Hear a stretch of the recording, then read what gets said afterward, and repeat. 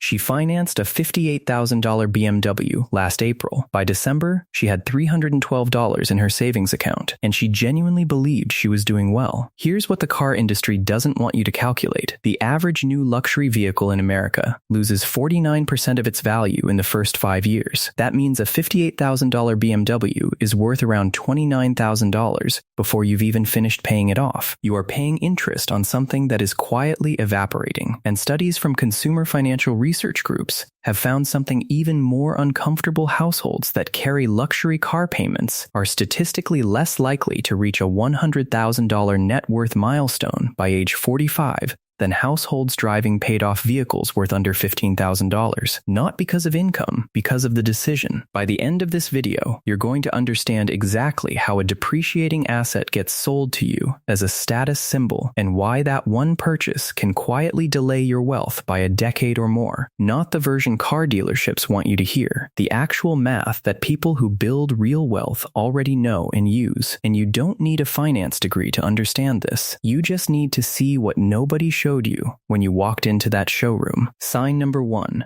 That a luxury car is breaking you silently. You are upside down the moment you drive off the lot. The average new BMW loses between $7,000 and $11,000 in value in the first 12 months alone. That's not a market fluctuation. That is guaranteed structural loss baked into every new car purchase. And here's the cost most people never sit with. If you had put that same $7,000 loss into an index fund instead every single year for 10 years at a historical average return of 10%, you would have over $111,000. That's not an extreme scenario. That's just math. Before you sign anything, calculate the total cost of ownership, not the monthly payment. Depreciation, interest, insurance, maintenance. The monthly payment is designed to hide what you're actually paying. Sign number 2. The monthly payment was designed to make an unaffordable thing feel affordable. $699 a month sounds manageable, but $699 a month over 72 months, which is now the most common loan term for new vehicles, is $50,328 before interest. On a $52,000 car with a 7.5% APR,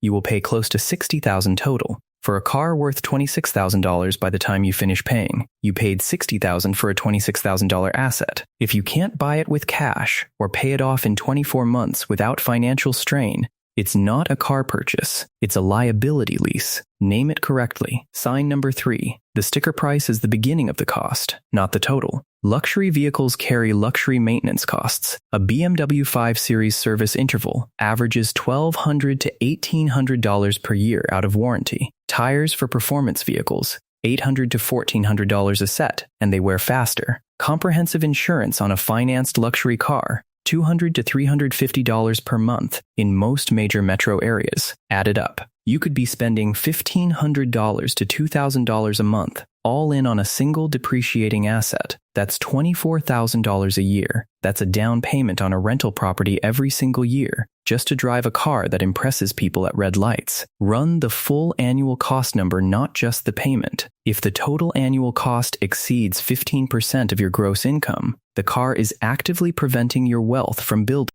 Now, everything I've covered so far is important, but this next part is where most people make the mistake that costs them the most, because it's not about math at all. Stay with me. Sign number 4. Someone else wrote the story you're living, and they profited from it. The luxury car as a symbol of success is one of the most expensive social scripts ever engineered. It was built by marketing departments, status psychology, and decades of aspirational advertising, designed to make you spend money to prove something to people who are not thinking about you. Research in behavioral economics consistently shows that people dramatically overestimate how much status others assign to their possessions, and dramatically underestimate how little anyone remembers or cares 2 weeks later. You financed $58,000 for a reaction that lasts 11 seconds in a parking lot. Ask yourself, if no one could see this car, would you still buy it? That question alone will tell you if you're buying an asset or buying approval. Sign number 5. The people who have the most don't drive what you think. A 2022 study of American millionaires found that the most commonly owned vehicle among first-generation millionaires, people who built wealth themselves, was a used Toyota or Ford pickup truck. purchased outright, not leased, not financed, owned. They were not driving poverty. They were driving intention. The difference between them and the person in the BMW payment? Every month, their fixed costs stayed low. Every month, the difference between income and expenses, what we call the wealth gap, stayed wide. And that gap, invested consistently, is where every seven-figure net worth actually comes from. Wealth is not what you show. Wealth is the distance between what you earn and what you spend. Protect that distance. On one side, you have Marcus, 25 years old. He makes $72,000 a year, finances a $54,000 BMW because he got the promotion and felt he deserved it. His all-in monthly car cost, $1,700. By 35, Marcus has $18,000 in savings. His car is gone. He's thinking about doing it again. On the other side, you have Jordan. Jordan, 25 years old. Same income, $72,000.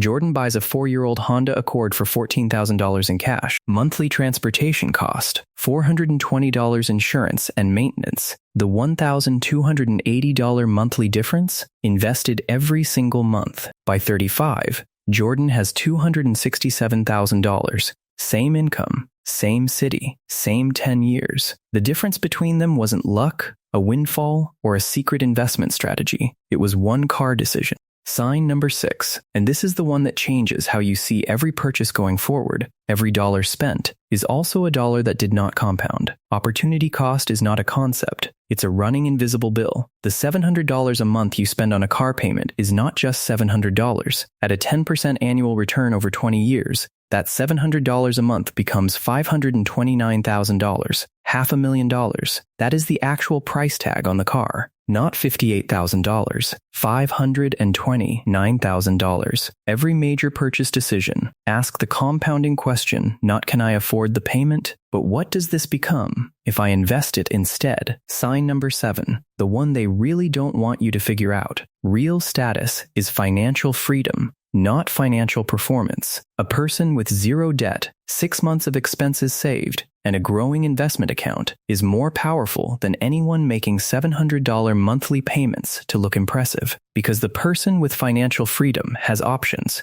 They can leave a bad job. They can start a business. They can handle an emergency without going into debt. They can say no. The person in the BMW payment is trapped, and they're the last one to realize it. Redirect luxury car energy into freedom infrastructure. What would your life look like if you had no fixed debt payments? Build toward that. You now know that a luxury car payment is not a reward for success. It is one of the most effective ways to delay it. You know that the monthly payment is designed to hide the true cost, and the true cost, compounded over time, is worth hundreds of thousands of dollars in future wealth. And most importantly, you know that the people quietly building real wealth are not performing it. They're protecting the gap between what they earn and what they owe every single month. That's not a sacrifice. That's how it actually works. And if you enjoyed this video, please give it a thumbs up and subscribe to the channel for more content. If this changed how you think about what success actually looks like, share this with one person in your life who just bought or is about to buy a car they can't truly afford.